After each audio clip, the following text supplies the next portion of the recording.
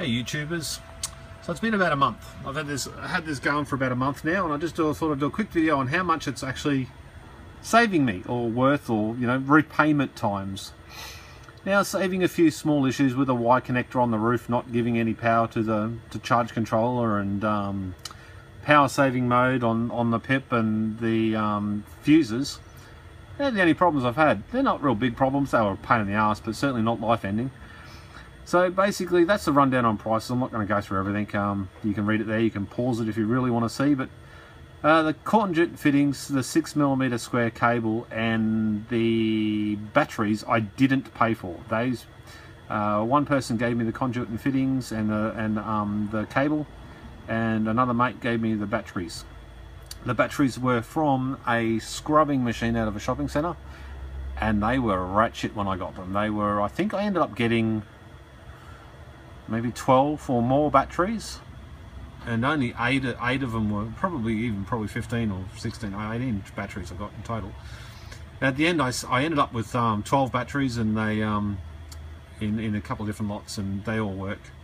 And now I can get up to if I flog the arse out of them, about 10 kilowatt hours. Usually I take less, or about 5, maybe 6.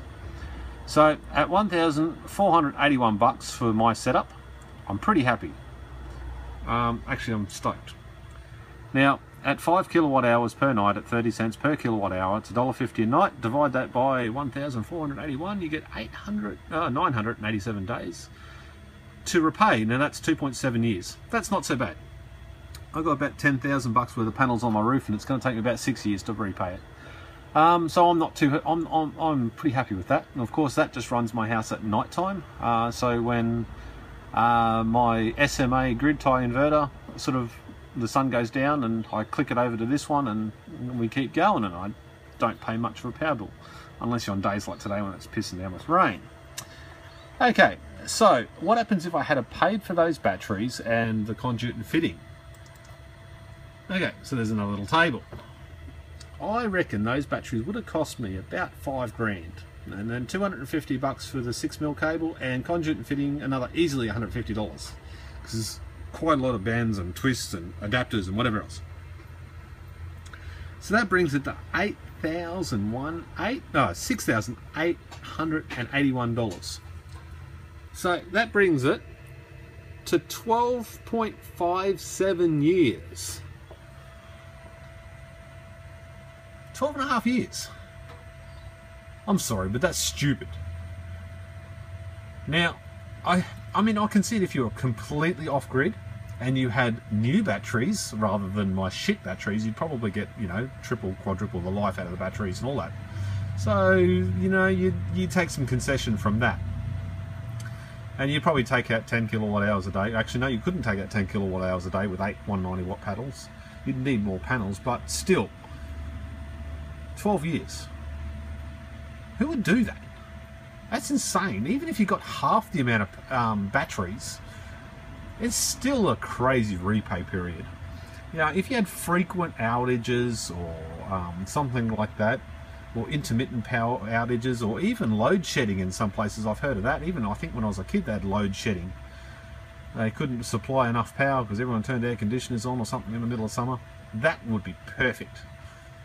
But in my situation, hardly ever lose power. It's just so I save power at night time, so I'm not buying it off the grid, trying to save a little bit of money. And I think I can save money. At 2.5 years, I reckon that gear there is going to last me 2.5 years. Maybe not the inverter. That's probably the only question mark. But time will tell, I guess. I'll update this every now and again.